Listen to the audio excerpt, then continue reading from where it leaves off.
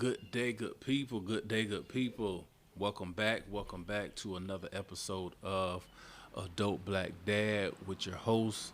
I am Marcus A. Smothers. I am so happy to be back with you guys. It's been a long time. Shouldn't have left you without a dope beat to step to. I'm going to let you know this right now. If you are hearing birds in the background or just nature in the background and you are not watching this, just know that I decided to record outside today. Right now in Duval County, we do have a smoke advisory going on, but it's not really affecting too much right now. So I'm just outside with nature. So if you hear the birds and everything, don't think you have turned into the wrong podcast. This is me, but we're just outside with nature on this morning. I hope everybody is doing good. I hope your week, your day is going great. It's getting hot. Make sure you are staying hydrated. And I just want everybody to take care of themselves. So let's jump right into this week's episode. Real quick, if you know anybody who would benefit from this episode, please hit me up. Like, subscribe, YouTube channel, Adult Black Dad, Instagram, Adult Black Dad, TikTok, Adult Black Dad. Tell them to subscribe and we can grow together. Today, we are going to talk about something that I did not realize other men feel this way, and I guess parents in general. But you guys know I do kind of have a lot of conversations with our men, and it's about guilt. And I'm not saying this from a guilt standpoint of complaining about responsibility, but I think sometimes we can feel guilty in certain areas where we are trying to be everything to everyone at all times. And so what happens is we can become leaders, we can be providing, and we can still feel like, oh, something is missing. Something is still, I'm not doing enough in this area, but we continue to strive and we continue to go because that's what we've been taught to do, or that's what we've been instructed to do, is to continue to grow. As men, we are taught to lead, we are taught to provide, we are taught to protect, and we step into those roles extremely serious. Most guys do. There are some who are an exception to the rule where they don't take their responsibilities as serious. They don't take their responsibilities to heart, and they run away from their responsibilities. And that's the truth of the situation. But there are some things that just don't get talked about enough. And there's a quiet guilt that can show up even when we are doing our best and giving our best effort to do what we believe is right for our kids and our families. Examples. How does that show up? I'm working long hours, but then I start to feel guilty for not being home. Or I'm home, but I'm thinking about work. I'm providing financially for my family, but I'm always wondering, is it enough? So now I'm back to work because I want to make sure that I'm providing for my family, but I miss moments that are important, and those thoughts keep replaying in my mind later on. So I'm always feeling like I should be doing something else, or there's something else that I should be doing, and it's hard for me to find a certain level of peace that ensures me that I am doing enough. So we have to ask ourselves, why does this start to happen? And a lot of times this happens because of unrealistic expectations that can fall on men. You know, we are expected to always be present. We're expected to always be successful. We're expected to always be emotionally available. We're expected to always be strong. And we're expected to never drop the ball. And again, this is not a complaining thing. This is just a opening up a reality to something that is a true statement. And again, this is not just a male oriented thing. This could be for somebody who's in leadership, period. This could be for a CEO. This could be for a mother. This could be for anyone who finds themselves in a leadership role. You can always find yourself having to live up to these unrealistic expectations. And then don't even get me started on comparison. When we start comparing our lives and ourselves to other families and other people, and then sometimes we have that internal pressure that we put on ourselves that we feel like we got to get it right every time. And usually that's the hardest or the most suppressing part of it is that internal pressure that we put on ourselves that other people may not even have those expectations of us. But depending on our background and how we were raised and how different things and how we showed up in different areas of life, that just may be the expectations. And what can also be hard is when we don't have a space to process these emotions. I'm very big on mental health. I am currently still looking for a new um, counselor, therapist. If you know any good ones that I should check out, inbox me or drop them in the comments and let me know, and I can reach out to them because I'm looking for a new therapist for myself. Because yeah, mental health matters. So then we have these things called double pressures, where there can be that external expectations that comes from family, society, or culture, and again those inner expectations of how I see myself as a man. So when you have all these expectations that are coming from you, whether they're external or internal, then something inside of you starts to creep in, and that's what happens with guilt. When you're consistently trying to find yourself trying to please other people and trying to please yourself, but you don't even have an outlet to try to make it make sense. Now you're feeling guilty because you're not pleasing yourself and you're not pleasing those around you, and now you start to doubt yourself. So now we have self-doubt starting to enter into the chat. And now when you start to have self-doubt, now you begin to start overthinking everything. And now that I'm overthinking everything, making something bigger than what it should be, or making it something bigger than what it really is, now stress. So we have all these external, internal expectations that we put on ourselves and other people put on us. It leads to guilt, it leads to self-doubt, and it leads to overthinking. And that quietly stress starts to creep in. And when I tell you stress creeps in really slow and it shows up in the craziest ways. I love to talk about something that I call the balloon effect. It's not a real theory, it's just something that I think about. So think about a balloon. When you have a balloon and you're blowing air in it and you just continue to blow air inside that balloon. Now think about yourself. When you have an issue and you don't talk about that issue, you just put it in a balloon and keep going about your day.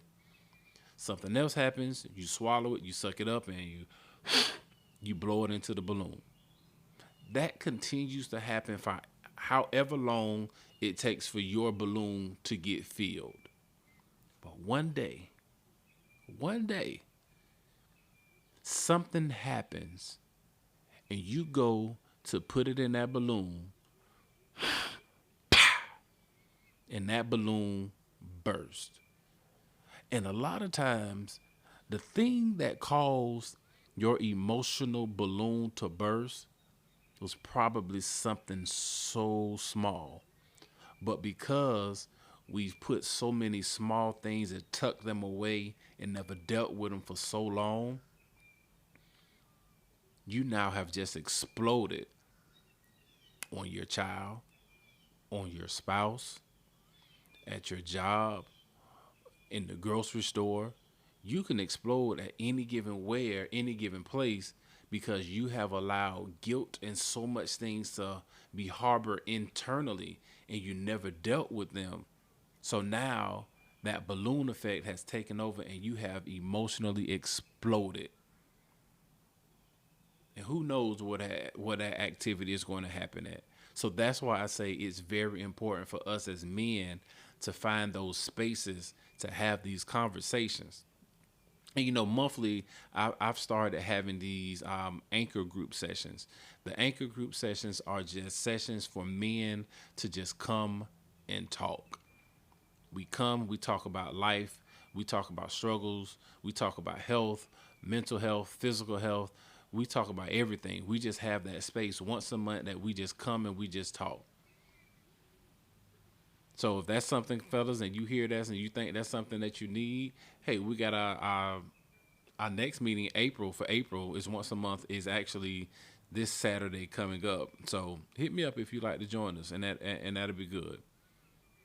And so I think about, as I continue to go, I think about myself in different areas, and I always want to make sure that I am there for my kids as much as possible.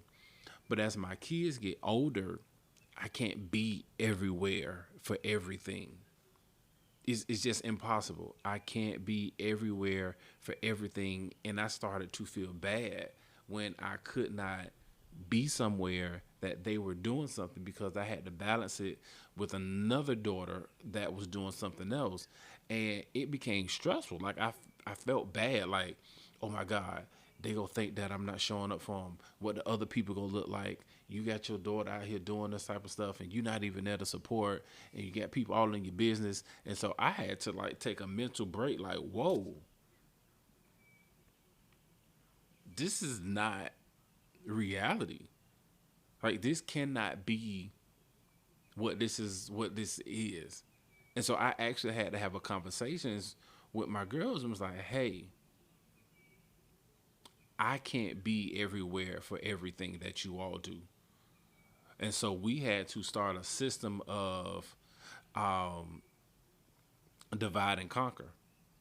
Like, hey, I can come to this track meet here, but I might miss this what is I want to call it a Lego tournament, but it was something like that where they were building Legos. She go kill me because I can't think of what it is right now. But I'm gonna send your uncle to do this, or your mama be there for that, or your grandma be there for this. My goal was I had to at least make sure that representation was always in the room. I never want my kids to ever do something and they never can look up and see a familiar face. And so then that means for those opportunities or those events that I missed, I had to make sure I made time to talk to you about it. How did it go? What was going on? Fill me in. Not just act like it did not happen. So those things made me question a lot of my parenting. Like, man, I can't be there.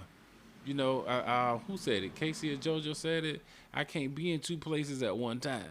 I can't do it. Does that song fit with what we're doing? No, but my mind just thought about Casey and JoJo. I can't be there two places at one time. If you think you're lonely now, I'm sorry. It just came in right about now. So, doing your best. I know, right? I'm sorry. That was funny to me. It was funny to me. It came up and it came out. All right. So, what do we need to know? We need to know that doing your best doesn't always feel like enough, but that doesn't mean that it isn't. I'm going to run it back one more time. Doing your best doesn't always feel like it's enough, but that doesn't mean that it isn't. Like, we're carrying real responsibilities. We making real sacrifices. Like, we showing up in the ways that matters the most. Like, make memories with your kids. Like, whenever you can be there, be there. It is always interesting when I go to, I say especially track meets. I'll go to a track meet and there's a parent who might be screaming at the top of their lungs, shouting and praising at their kid. then you have other people and other parents looking at that person like, why are they so loud? Why are they so loud? Wait a minute. Wait 1 minute.